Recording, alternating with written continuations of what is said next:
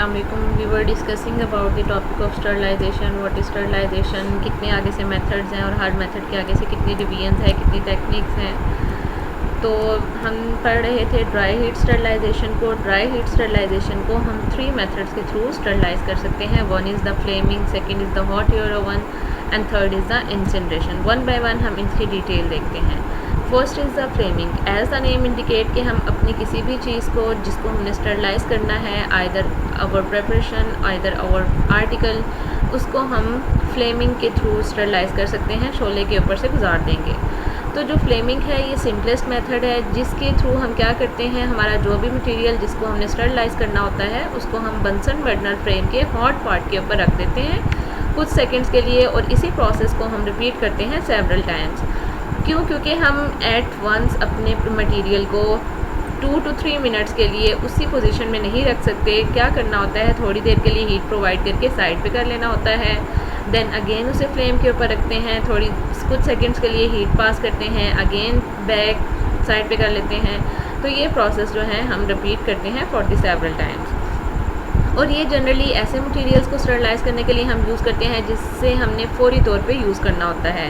Like अगर हम कोई एक्सपेरिमेंट कर रहे हैं, उसके लिए हमें कोई नाइफ्स चाहिए, कोई ब्लेड्स चाहिए, नीडल्स या मेटल स्पैचुलास चाहिए, तो इन चीज़ों को, इन मटेरियल्स को हम स्टरलाइज करते हैं बाय यूजिंग फ्लेमिंग। और इसके अंदर जो ऑपरेटर्स यूज़ होता है that is the Bunsen burner flame.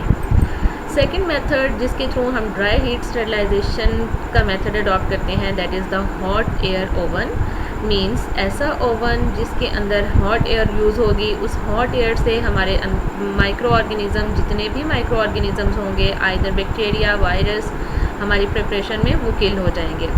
इसकी कंस्ट्रक्शन क्या होती है कि ये कंसिस्ट कर रहा होता है मेटालिक चैम्बर ऑफ एल्यूमिनियम या स्टेनलेस स्टील का बना होता है, जो कि इसकी प्रॉपर्टी क्या होती है, फर्स्ट इज़ द ये इलेक्ट्रिकली हीटेड होता है and second is the thermostatically controlled.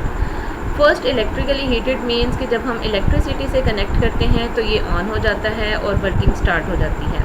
Next is the thermostatically controlled. इसका क्या मतलब है कि हमने जितना भी टेम्परेचर सेट करना होता है अपनी रिक्वायरमेंट के अकॉर्डिंग, मीन्स ये हमारे अपने कंट्रोल में होता है, हमने कितना टेम्परेचर सेट करना है उसके अकॉर्डिंग हम सेट कर सकते हैं। हॉट एयर ओवन की भी 2 टाइप्स हैं। फर्स्ट जिसमें जो हॉट एयर है वो सर्कुलेट करती है बाय ग्रेविटी कन्वेक्शन, और सेकंड टाइप ऐसी है जिसमें हॉट एयर जो है वो सर्कुलेट करेगी by mechanical convection. Gravity convection means by attraction of the earth. उसके अकॉर्डिंग क्या होगा, इसके अंदर कोई फ़ैन की इन्वॉल्वमेंट नहीं होगी, जस्ट हम हीटर जो हमारा ओवन है उसको ऑन करेंगे, हॉट एयर जो है वो सर्कुलेट करेगी ग्रेविटी कन्वेक्शन के थ्रू, मतलब नीचे से ऊपर की तरफ चैम्बर्स के हर एक पार्ट की तरफ। जबकि मैकेनिकल कन्वेक्शन में कोई प्रेशर या force in a sense of fan होगा। फ़ैन का क्या मतलब होता है, वो हॉट एयर ओवन जो है, ओवन को जब हम ऑन करेंगे उसके अंदर जो भी रेज़ वगैरह हैं हीटेड फॉर्म में, वो फ़ैन के थ्रू जो है वो डिस्ट्रीब्यूट हो जाएंगी। अब जो मैकेनिकल कन्वेक्शन टाइप है ये ऑब्वियसली ज़्यादा सेटिस्फैक्ट्री होगी। क्यों? क्योंकि फ़ैन के थ्रू जब हॉट एयर सर्कुलेट होती है, हर पार्ट में डिस्ट्रीब्यूट होती है, तो उस केस में जो स्टरलाइजिंग टेम्परेचर होता है वो ज़्यादा कंट्रोल्ड होता है as compare to that by the gravity convection. तो हमारे पास जितने भी ग्लासवेयर्स हैं हम इस मेथड के थ्रू स्टरलाइज कर सकते हैं, और जिनको हमने स्टरलाइज करना होता है इस मेथड के थ्रू, उनको हमने ऊपर से उनका जो ओपनिंग होती है उसे हमने प्लग करना होता है with any non absorbent cotton wool. अब यहाँ पे हम एब्जॉर्बेंट कॉटन वूल नहीं यूज़ कर सकते क्योंकि एब्जॉर्बेंट कॉटन वूल को जब हम हीट करेंगे तो वो जो कॉटन वूल के फाइबर्स होंगे वो एब्जॉर्ब हो जाएंगे हमारे ग्लासवेयर्स के साथ और उसे कंटेमिनेट कर लेंगे और प्रॉपरली स्टरलाइजेशन के प्रोसेस को हम अचीव नहीं कर पाएंगे। Next is the incineration, third method. Incineration mean किसी भी चीज़ को जलाकर राख कर देना। इस केस में हम क्या करते हैं, माइक्रो ऑर्गेनिज़म्स को बर्न कर देते हैं टू ऐश, मतलब उन्हें ऐश में, राख में कन्वर्ट कर दिया जाता है। और ये मोस्टली हॉस्पिटल्स वगैरह में जो डिस्पोजेबल प्रोडक्ट्स होते हैं उन्हें डिस्कार्ड करने से पहले, ये जो भी बायो हैज़र्डस वेस्ट होते हैं जो कि इंसानी लाइफ के लिए नुकसान का बायस बन सकते हैं, या मेडिकल इक्विपमेंट्स, उनको हम सैनिटाइज़ करते हैं पहले और फिर उन्हें ऐश में कन्वर्ट कर देते हैं किसी भी नॉन हैज़र्डस वेस्ट के साथ। So that was all about the dry heat sterilization. Second method जो हम अडॉप्ट करते हैं in the physical method is the moist heat sterilization. जैसा कि नाम से ही जाहिर हो रहा है कि इसमें हम किसी भी किस्म की मॉइस्चर कंटेंट को यूज़ करेंगे बैक्टीरिया, वायरसेस या किसी भी टाइप के माइक्रो ऑर्गेनिजम्स को किल करने के लिए। तो ये जो मेथड है इसे ज़्यादा रिलायबल मेथड कंसिडर किया जाता है। क्यों? क्योंकि बैक्टीरिया जो है वो मॉइस्चर की मौजूदगी में ज़्यादा अच्छे तरीके से डिस्ट्रॉय हो जाते हैं और इसके अंदर जो हीटिंग टेम्परेचर चाहिए होता है वो भी कम चाहिए होता है और जो एक्सपोजर टाइम है वो भी कंपैरेटिवली कम होता है दैन द ड्राई हीटिंग। इसका मैकेनिज़्म क्या है? जैसा कि हमने ड्राई हीट में पढ़ा कि उसमें ऑक्सीडेशन के प्रिंसिपल को यूज़ करते हुए हम अपनी प्रेपरेशंस को, अपने आर्टिकल्स को स्टरलाइज कर सकते हैं। तो मॉइस्ट हीट स्टरलाइजेशन में क्या होता है, जो भी बैक्टीरिया होगी उसके अंदर जो इसेंशियल प्रोटीन्स है जो उसकी ग्रोथ के लिए, डेवलपमेंट के लिए रिक्वायर्ड होती हैं, उसको हम टारगेट करते हैं।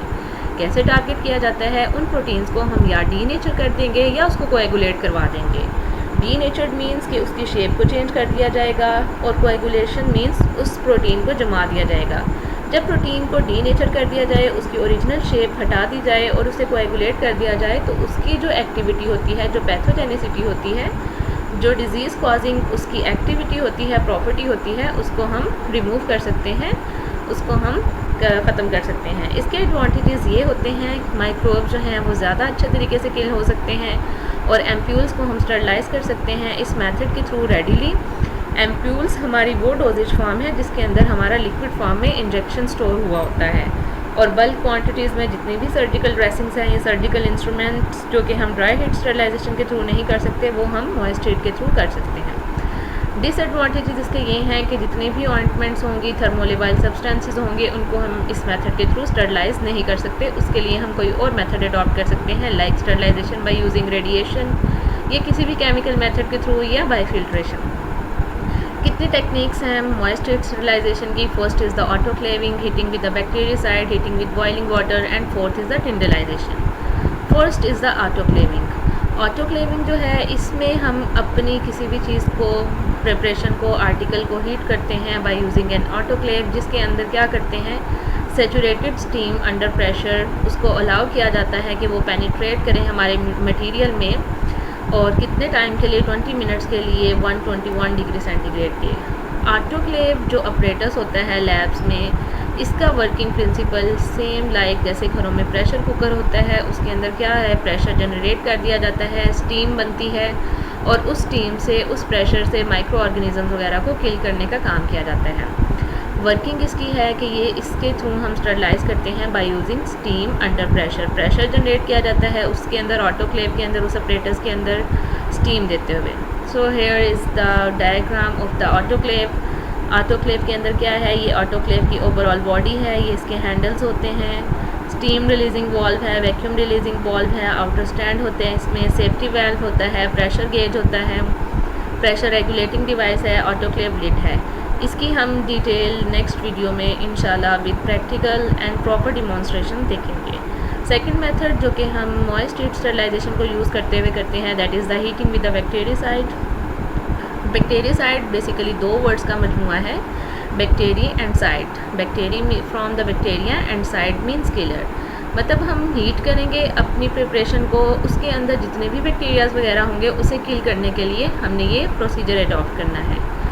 इस मेथड में हम कोई भी बैक्टीरियासाइड ऐड कर देंगे अपने सॉल्यूशन में जिसको हमने स्टरलाइज करना होता है और अपने उस मटेरियल को हमने सील कर देना है किसी भी चीज़ के साथ। इस सील्ड कंटेनर को हम हीट करेंगे 100 डिग्री सेंटीग्रेड पर 30 मिनट्स के लिए वाटर बाथ में। और कॉमनली यूज बैक्टीरियासाइड जो कि हम शामिल कर सकते हैं वाटर बाथ में, that will be the benzalkonium chloride and chlorocresol. Third method is the sterilisation by boiling water. Boiling water में सिंपली क्या किया जाता है, ये यूज़ वाटर को बॉईल किया जाता है, उसके अंदर जितना हमने जिस भी अपनी चीज़ को स्टरलाइज करना है like syringes, knife, scissor, blades, उनको हम रख देंगे और 100 डिग्री सेंटीग्रेड पे 20 मिनट्स के लिए। बॉइलिंग 100 डिग्री सेंटीग्रेड पे जब वाटर बॉयल होना शुरू हो जाता है तो उसकी ये प्रॉपर्टी होती है जितने भी माइक्रो ऑर्गेनिजम्स हो, बैक्टीरिया, वायरसेस, उन्हें किल कर देता है। Fourth method of moist heat sterilisation is the tyndallisation. Tyndallisation को हम नाम उसकी जिसने इसे डिस्कवर किया जॉन टिंडाल, इसके नेम पे देते हैं, और ये एक लेंथी प्रोसेस होता है। और इसका एक एडवांटेज ये है कि ये स्पोरुलेटिंग बैक्टीरिया की लेवल ऑफ एक्टिविटी को कम कर देता है। What are sporulating bacteria? ऐसे बैक्टीरिया जो स्पोर्स प्रोड्यूस करते हैं। अब जो बैक्टीरिया